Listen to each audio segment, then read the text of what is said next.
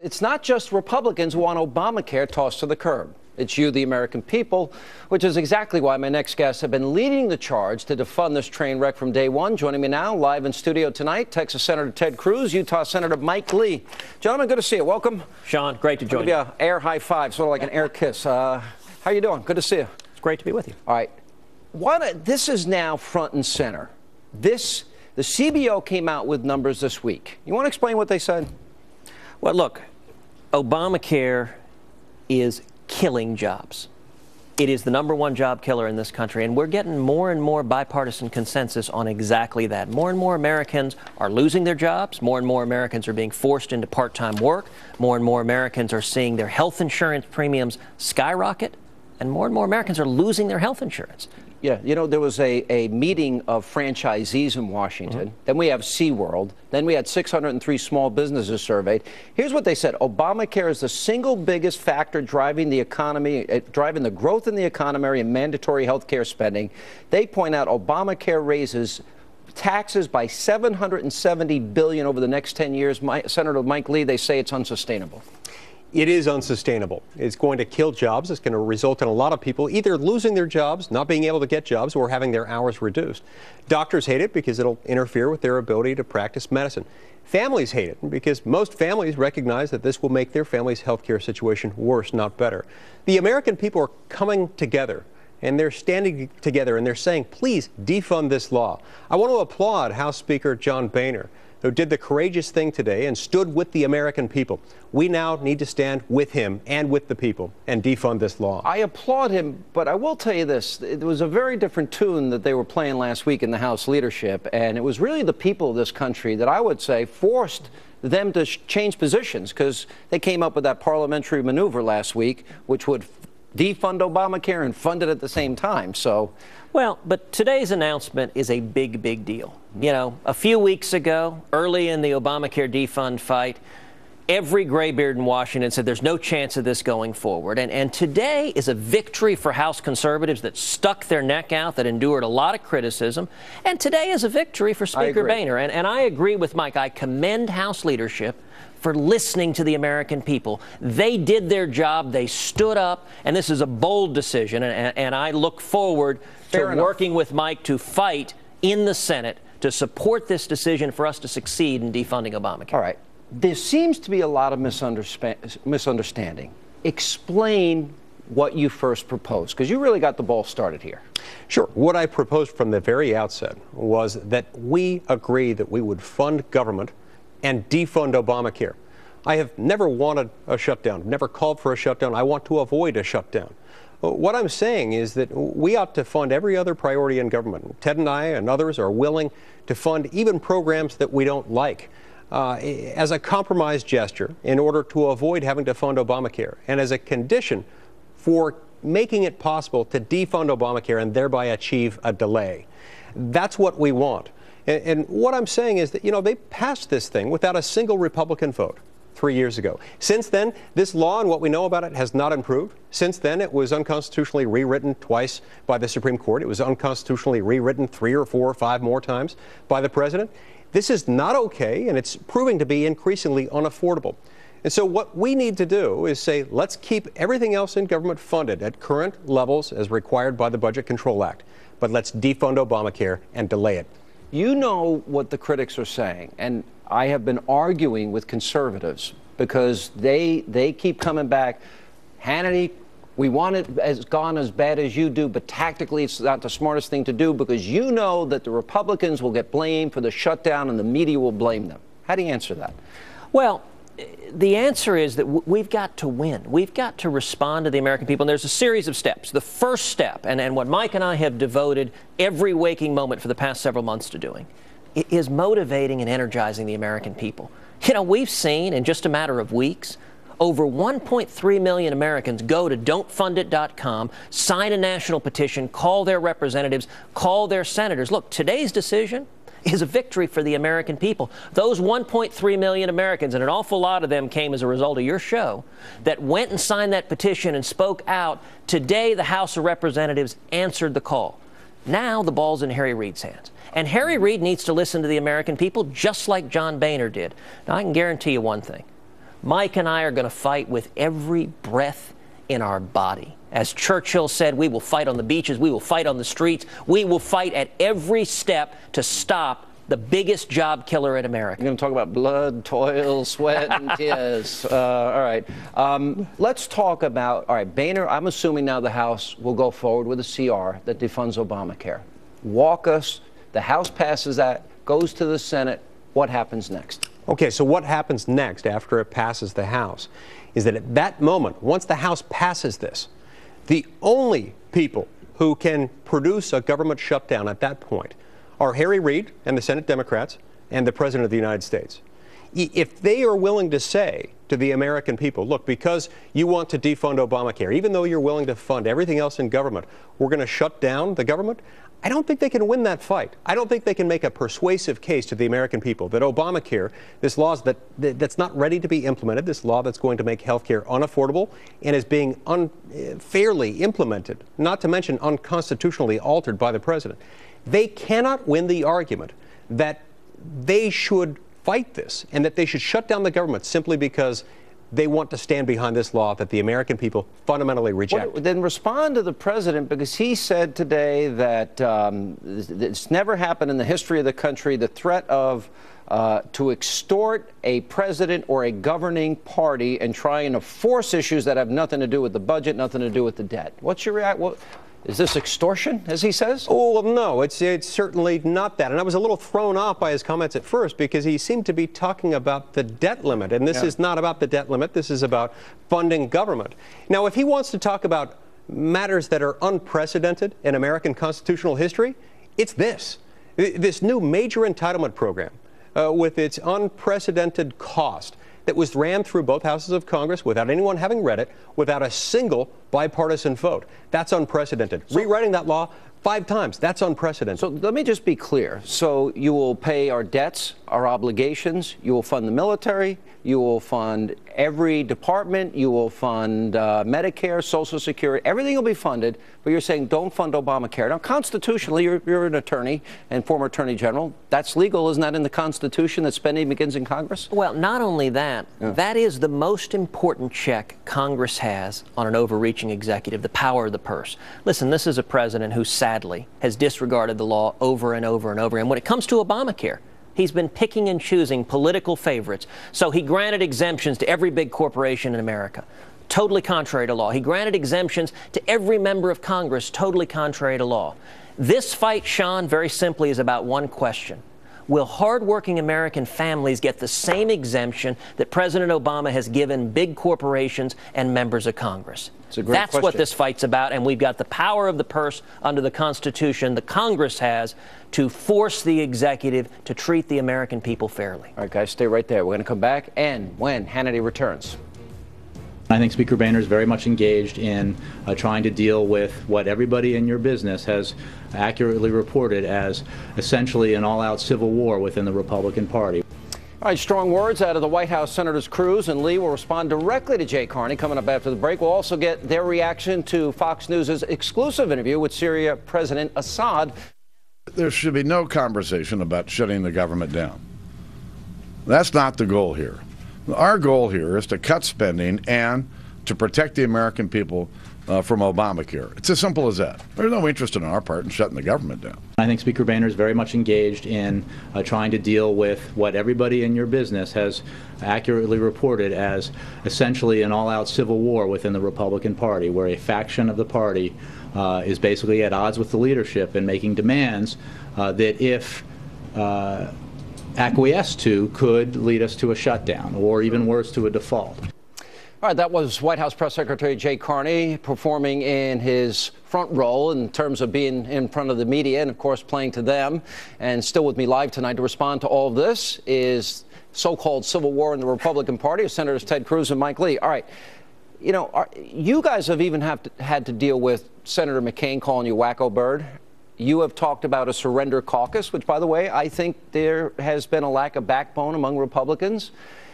There seems to be you two, Rand Paul and Marco Rubio, seem to be the new energized conservative base in the party in the Senate. Is that a fair characterization? Well, you know, I appreciate Jay Carney's very sincere concern about the Republican Party. You know, what I will say is actually today is a remarkable day of unity. Today, I think, is a victory for the Speaker.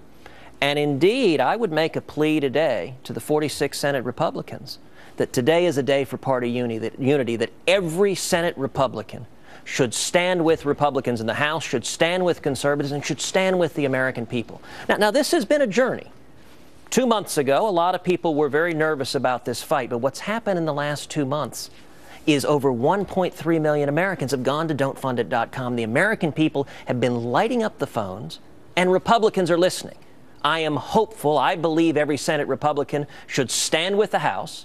And I believe ultimately even the Senate Democrats, if their constituents speak out in sufficient numbers, will have no choice but help the American people avert this train wreck. Red state senators, Mary Landrieu, and some others are going to find themselves in a difficult position here. Let me ask you this, because a lot of attention's been given to Congressman Graves' plan, which is that if you cannot, to delay it if you can't defund it. Where do you stand on that? Well, I support Congressman Graves. Essentially, what the House is putting forward for a vote is the Graves plan. And one thing I should be clear about, Sean, is that in order to delay Obamacare, to delay it completely really requires you to defund it.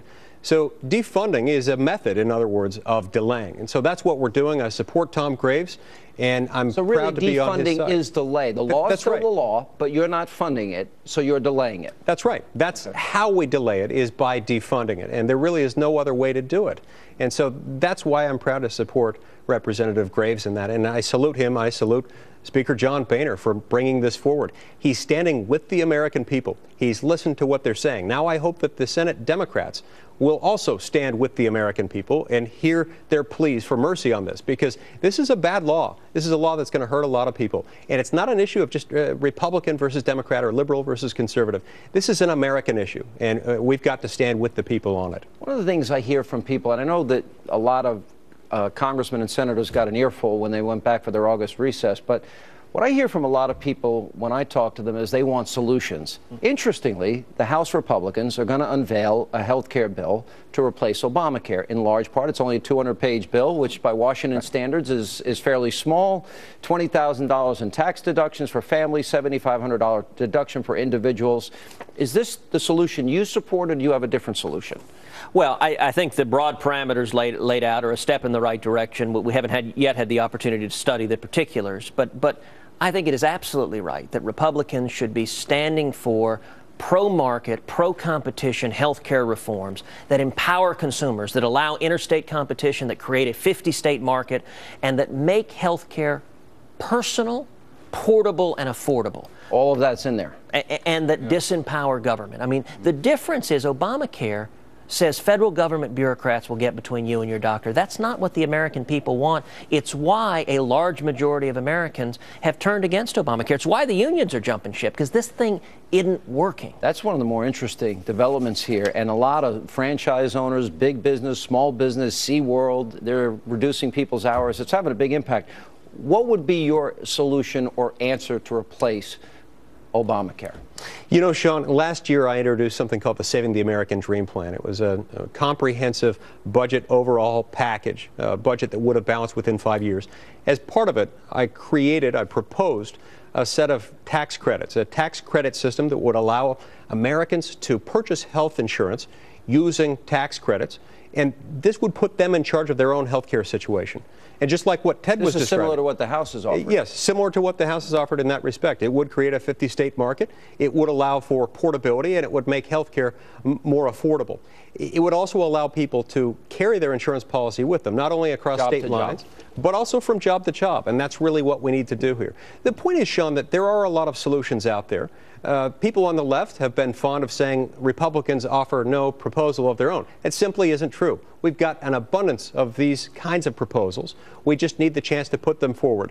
We're confident that the American people will prefer them greatly to Obamacare, which puts D.C. bureaucrats in charge of the most personal decisions people have to make. All right, I think we explained it well. Where do you think this ends up? Because obviously we got a deadline October 1. Where's it going to end up? Okay, so the next thing that's going to happen is it's going to come over to the Senate after it passes the House. And at that point, we have to watch out for a few things. First of all, we have to look out for those who will say that once we've had a vote in the House, or perhaps once we've had a vote in the Senate, that's it. That's all we need. That a vote equals a victory.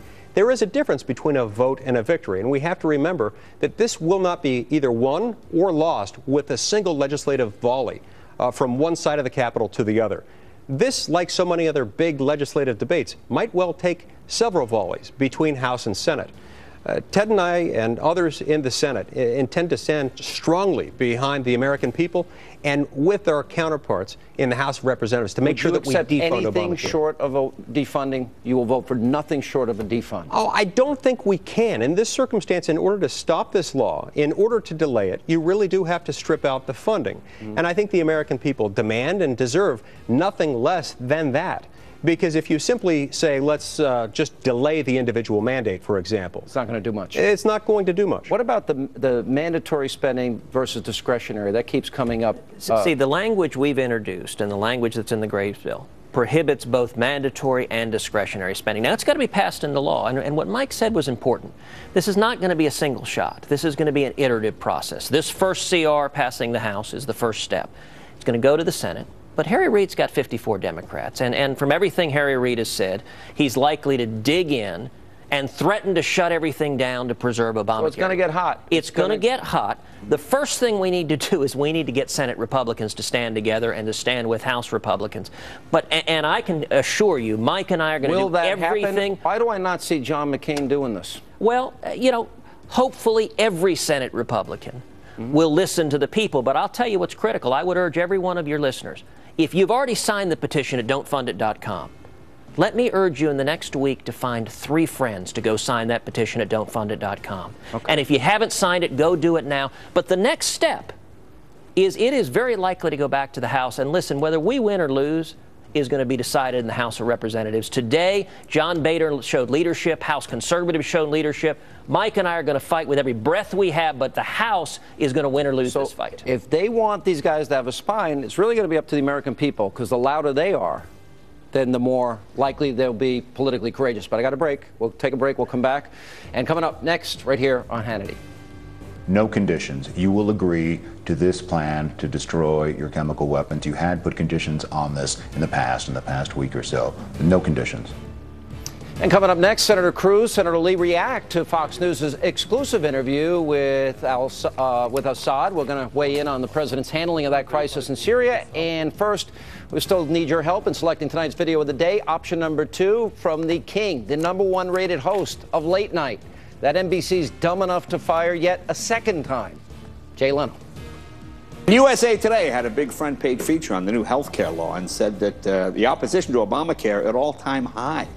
In fact, it's gotten so bad, the president is now calling it Biden care. Yeah. No conditions. You will agree to this plan to destroy your chemical weapons. You had put conditions on this in the past week or so. But no conditions. The only condition that the agreement will entail and propose and provide. Okay. So now we are going to discuss the details with the international organization. So I don't have all the details to discuss it with you now.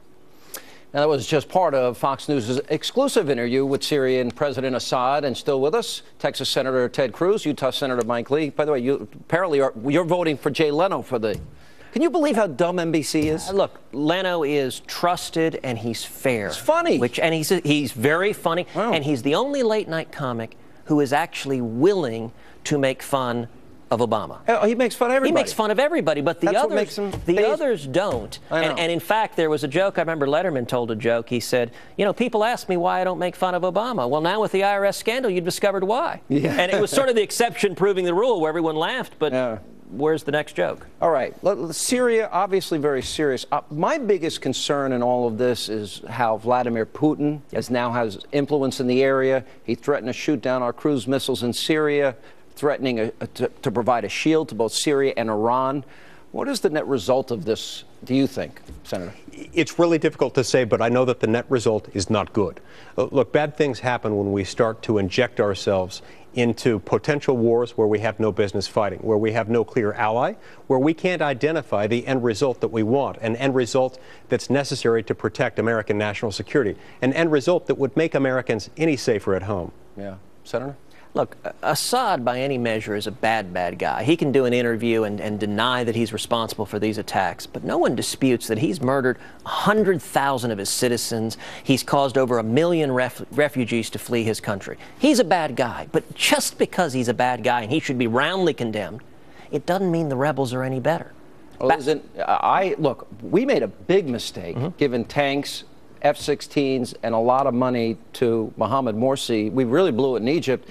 And I think the most likely successor are these al-Qaeda-linked al-Nusra rebels that are, I think they're more likely successor. What do you think? In June, of the 9 major rebel groups, at least 7 of them appear to have significant ties to al-Qaeda. And you're exactly right, Sean. Yeah. If we had gone through with a military strike and it had weakened Assad so much that the al-Qaeda, the al-Nusra, radical Islamic terrorists had taken over, seized those chemical weapons, that would have hurt U.S. national You're saying that this unbelievably small, days not weeks, no boots on the ground, no regime change would have made things worse? It was either going to make no difference, or it was, and either one was bad. But let me say something that may surprise you.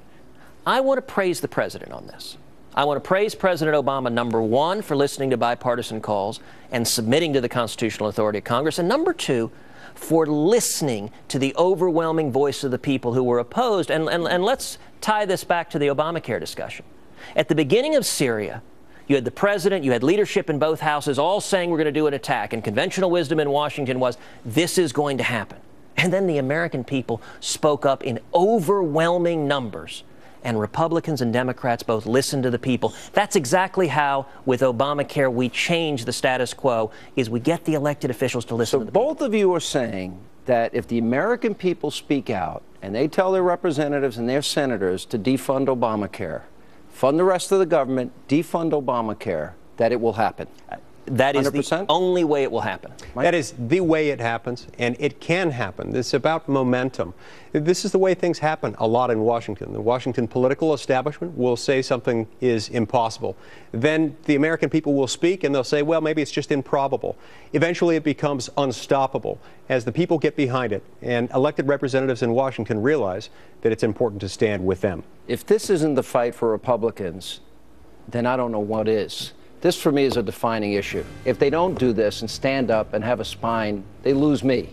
And I'm a registered conservative already, so otherwise, what do they stand for? The number 1 issue in America, if you ask the American people, is jobs and the economy. Doesn't matter if they're Republicans, Democrats, or independents. And I'll tell you, my biggest frustration in 9 months in the Senate, we spend 0 time even talking about jobs and the economy. We spent 6 weeks talking about guns and taking away people's Second Amendment rights. And with Harry Reid's Senate, we spend no time on tax reform, no time on regulatory reform.